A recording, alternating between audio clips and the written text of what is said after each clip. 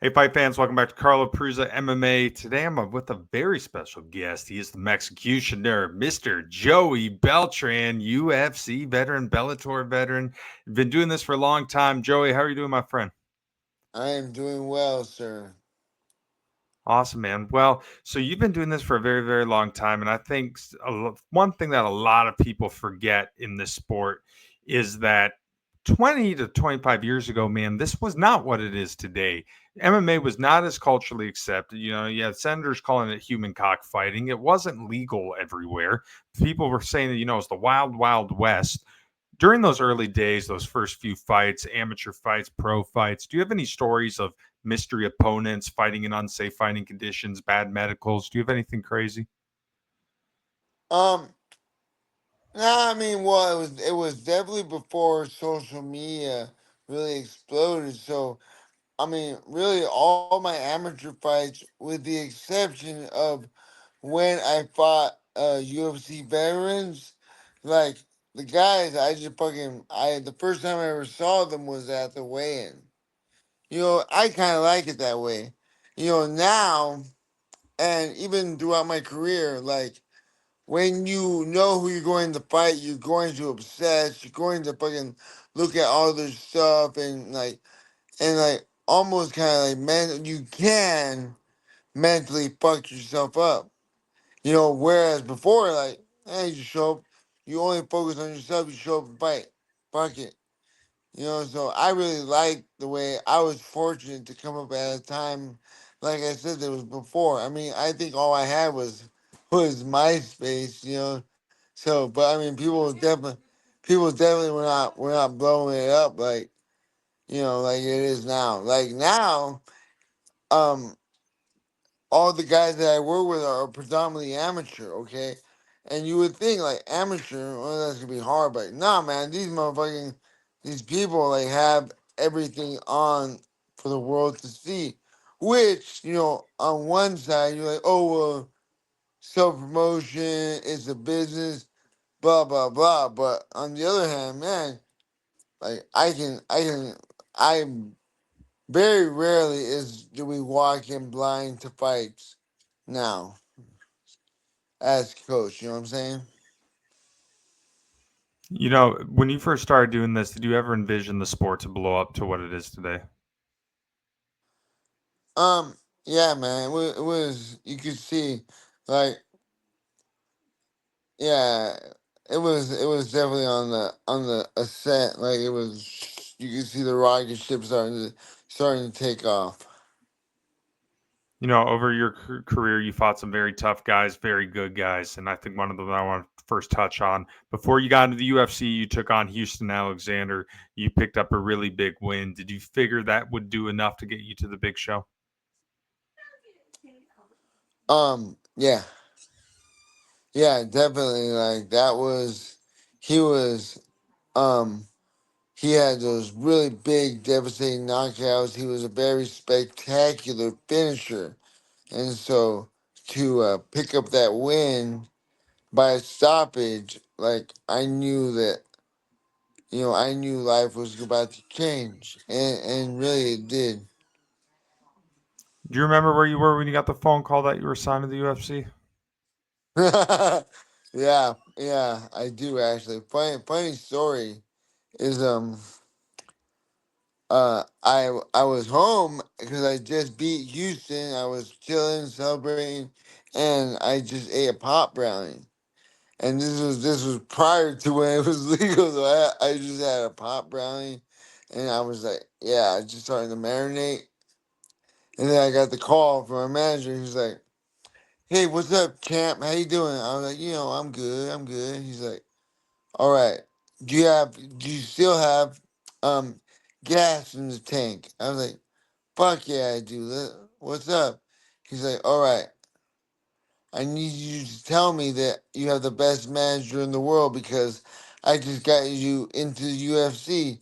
And so I was like, uh, yeah. In my head, I was like, fuck, no! Because I had to be drug tested. And it's like 7 days. My first fight versus Hollis Gracie, I took it on a 7-day notice. But it was all good. I remember I drank like 2 gallons of water a day. I did hot yoga, which, if you're not familiar, that's basically 90 minutes of yoga in a sauna. I did hot yoga 3 days and then went out to Vegas, passed my drug test, and the rest is history. You got to make that debut against Hollis Gracie.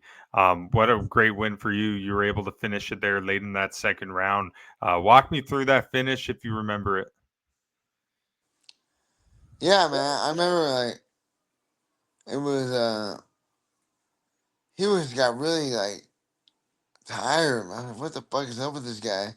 And I just like turned the jets on and started mollywhopping him. And then I remember boom, he like kind of like did a lazy shot, and I hit him with a big knee. Boom, he like collapsed, and I just circled around to finish him. But yeah, I was mostly proud that I got taken down early in the first round, got mounted, and still managed to escape and reverse position against a fucking fourth degree or wherever he is, Gracie black belt. So the funny thing is, I fought that fight as a white belt, and needless to say, when I came home, I was awarded my blue. So good. Throughout your time in the UFC, Bellator, BKFC, you made a name for yourself by putting up some big finishes, man. You had some power. You knocked guys out cold, finished with TKOs. Did you take a lot of pride in going out there and putting on a show for the fans?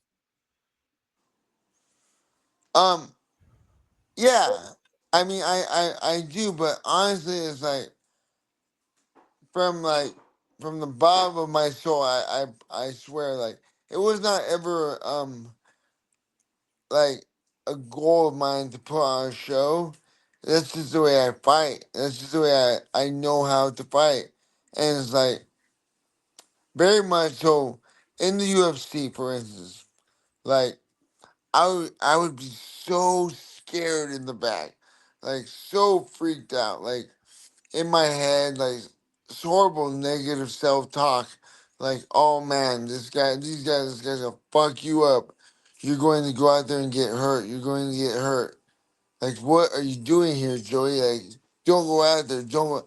I swear, like in the back, warm me up. And then I would go out there and like kind of freeze, and then bah, I would get cracked a couple times, wake up and just start scrapping like a street fighter, just scrapping like I was back on the streets, and it would it would produce these phenomenal fights that the fans like fell in love with me for, and I became known for. It was cool, but like in the back, I remember I would always be upset because I'm like, fuck, I did not do anything that we practiced. Like I just went out there and fucking scrap, you know, and it was not, and that's basically like how my MMA career went because I really would never really mastered the mental side of things.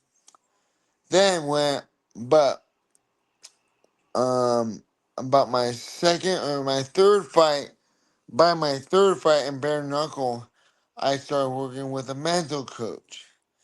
Shout Caleb Rogers, the mental sensei, man. Now this guy had me all dialed in. Like I went through a whole like procedure, if you will, like in the weeks leading up.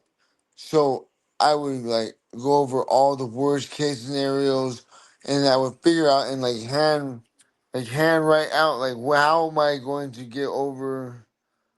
For instance, like oh I take a big cut, I take a big hit, and now I'm cut.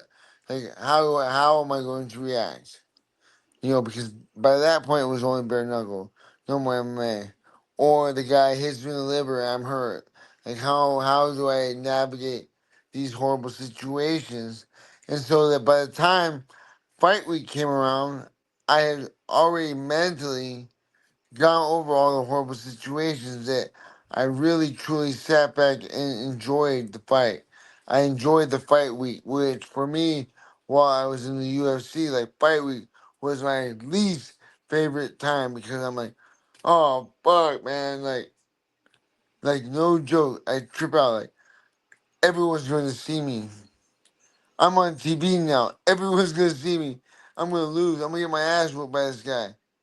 And it's like it's so crazy. Like when I think back, like that's really how I used to think.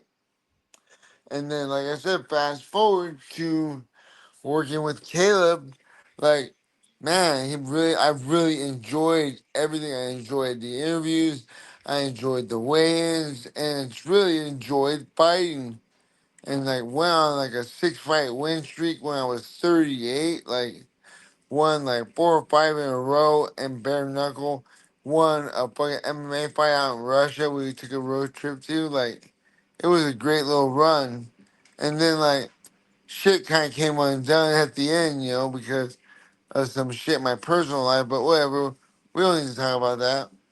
But I was so fortunate and blessed to have that little run at the end because it's not like I got faster and stronger as I got older.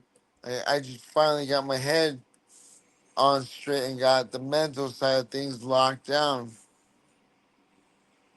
The UFC's definitely changed. It's definitely evolved. I think one of the things, my personal opinion, you watch it now today, and it's amazing, right? You have all these fighters, so many different shows, very high level competition. But to me, the mystique might be gone. Back in the day when you were in the UFC, you'd have less events, but every event you'd be like, oh, Joey Beltran's on this one, Josh Koscheck's on this one. Now, even if you're keeping up with the sport, you don't know everybody on these cards. Not saying they're bad fighters, you just don't know them. Do you feel like that mystique is gone? Do you feel like that golden age that you were a part of is no more in the UFC? I mean, yeah, I mean, no disrespect or taking away from the level of the martial artists or fighting, but definitely like from the fans' perspective, it's very easy to be a casual fan. And even someone like myself who's very knowledgeable of the game, it's not out of the ordinary for me to watch a show and be like, I know nobody on this card, you know, or maybe I know one or two guys. And yeah, it's definitely watered down a bit, but it gives an opportunity for the unknown people. They still have a chance to go out there and fucking light the house on fire and become well known. Following the time in the UFC, you went over to Bellator, and one of your first fights there, you fought Quinton Rampage Jackson. What was that whole fight week like? What was that experience like with Rampage? Oh man. Well, like it was what it was. It was all right, like as far as like the build up, it was funny. Like Rampage definitely played it up. Like he was very, for lack of better terms, like very WWE, like me in my face, almost like a couple times. Everything is this motherfucker serious? Like, oh well, whatever. The actual fight, like it was going really good, and then I got caught, and like I dropped to my hands and my knees, not my face, and I dropped to my hands and my knees. Boom! I heard the bell, and I stood up, and then all the doctors start coming around me. I remember like, what the fuck? What the fuck? And I will always remember like I looked up at my coach, and it was Eric Del Firo, and he was like, Joey, calm down. There's nothing we can do. Calm down. I'm like, oh my god, you kidding me? Fucking damn Rugaliotta. Fucking called it. Like, all I'm saying is, bro, is like, that's the biggest fight of my life. Like, let me get slept. Let me get slept. Don't fucking call it on a TKO when I'm on my hands and my knees. Like, but whatever. Um, So it's unfortunate that a lot of people do know me from that fight because it had a lame ending, but whatever, all good. Rampage is cool. Like he actually I was a paid sparring partner for him for a couple of his fights. I can't remember which opponent, but it was later on because we had the same. I think we shared coaches or managers some way somehow. We were in the same little network up in Huntington, so I was a paid sparring partner for him. He's cool. I like him. Following the Bellator stint, you did some BKFC action. Obviously, had a very good run there. A lot of people extremely excited. When at first, what did you think of BKFC? What did you think of the bare knuckle boxing? Did right away you stick to it? Yeah, man. And so the first show. So what I always have to give shout and respect to Beck Rollins. Because really, that's the only reason why I got on the first show. Because we had the same coach, once again, Eric Del Fiero. And Eric hit me up and he was like, hey, you wouldn't be interested in doing some of this bare knuckle stuff, would you? That's exactly how he put it. I was like, yeah, fuck it, man. I'll do it. Um, Reason being is because I remember I went through some fucking personal hardships. I went to rehab for 5 months. I didn't fight for 19 months. It was the longest break I ever had um in between my fighting. And so I went to rehab, came out, boom, took a 5 week nose fight with Sergey Karatanov out in Russia. Because they threw some good money at me. I'm like, fuck it, I'll go. And went 5 weeks off the couch, fresh out of rehab, and went and fought. But I fought him and went all 3 rounds and did really good. Scrapped it out, did really good. So when I came back home, that's when I was like, okay, I still want to fight. And I was trying to get shows, but by that time I had been cut by Bellator, so I had I had no contract. I could not get any fights, and that's when I'm sorry, because of Beck, because Eric hit me up. He's like, "Hey, they're about to sign Beck. I think I can piggyback you on this show." I was like, "Fuck yeah, let's go, man." So I kind of, and then a couple weeks later, I found out they wanted me to fight Tony Lopez, and fucking me and Tony had already scrapped 2 times in at King of the Cage, so we had some good heated rivalry. I did not like him up until after that fight. I remember funny once again aging us, but we were on MySpace talking mad shit to each other. Um, I remember I told his wife to shut her fat mouth. It was crazy. We were getting crazy. And so we fought 2 times in MMA, and he had 2 wins over me. And so, fuck, that was in 2006 was the last time, and we fought 5 5s. We fought 5 5-minute rounds in MMA, and I lost a bullshit decision. And so I literally waited almost 10 years to get that one back. So you think you're pay? I'll wait those 10 years. Anyway, so the opportunity to fight Tony, the opportunity to fight Tony in a rule set where he can't kick me, I hopped all over it. A few fights after that, you maintained your successful run at BKFC, and before you knew it, you were fighting Chase Sherman for a title. Obviously, things went well. You became a champion of that organization. What was it like later in your career to, find a gold and hold the belt there at BKFC? I mean, it was just really when I look back at it, it was just a big giant thank you to everyone who has supported me, who had been there with me, and then to be able to do it with my lifetime best friend, Adam Castro, in my corner, as well as my other best friend, Brandon Glade. It was so cool. Like I said, when we went on that run, man, it was like boys trips. How some guys would go hunting.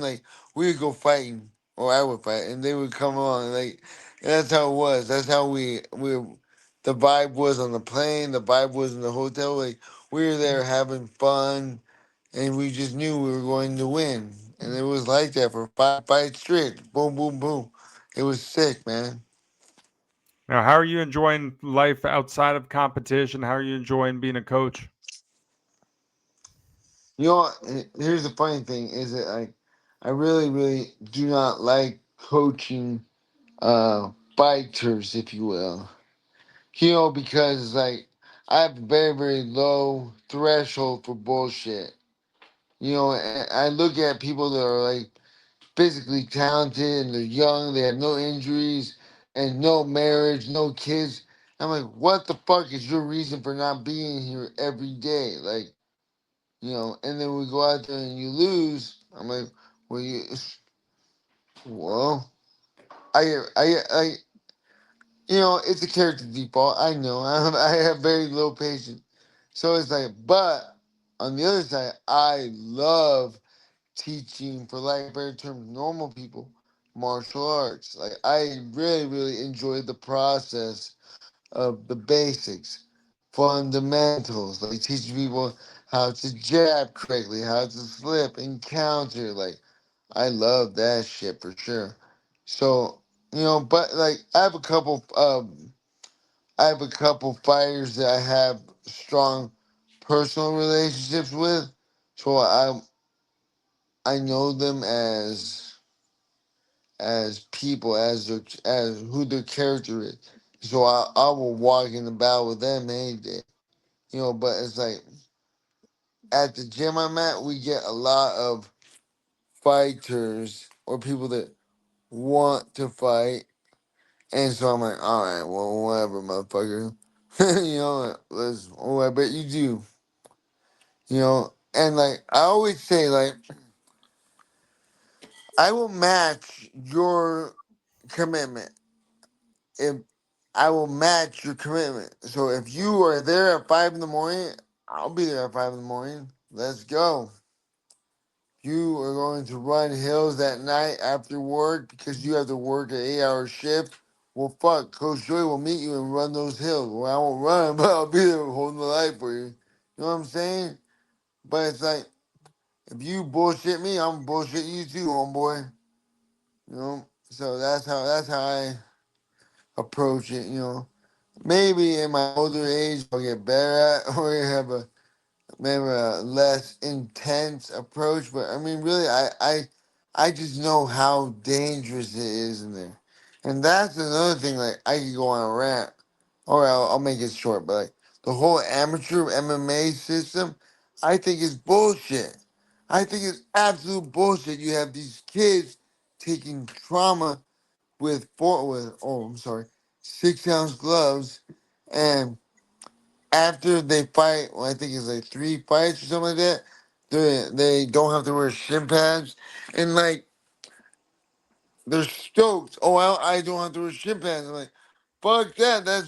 That's bone slamming into you, homeboy. Like that. Like I said, is trauma, and all the trauma counts. All of it counts, whether it's in the gym or in your amateur fight. Like, fuck, man, we only have like you know, if it's like a video game, we only have a certain amount of life meter, especially in this game, you know.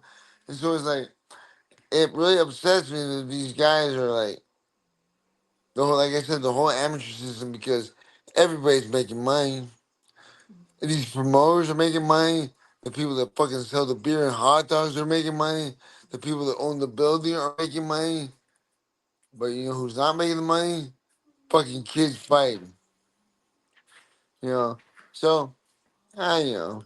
There's my rant. There's my rant. Joey, last question for you, my friend. You know, in this day and age, so many people watch combat sports, whether it be the UFC, the bare knuckle stuff. One, people love it, but I think very few people understand what it's like to be a professional fighter. Obviously, you know, when you're battling out on the regional, amateur, low pro level scenes, you're not making much money fighting.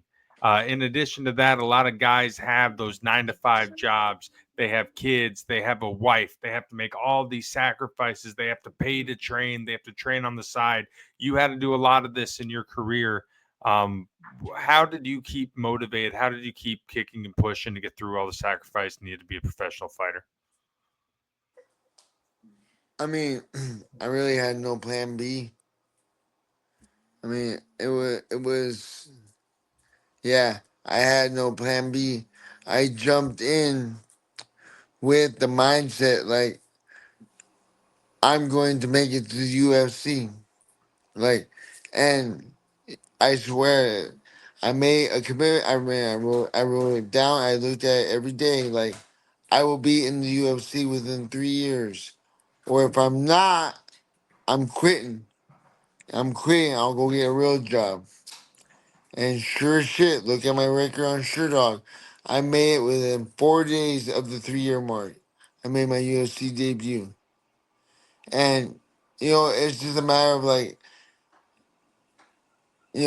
how no excuses, like eh, having the full level of commitment, full commitment, and there is no plan B. There is no backup plan. There is no well. I hope this works. Like, no, we're going to find a way for it to work.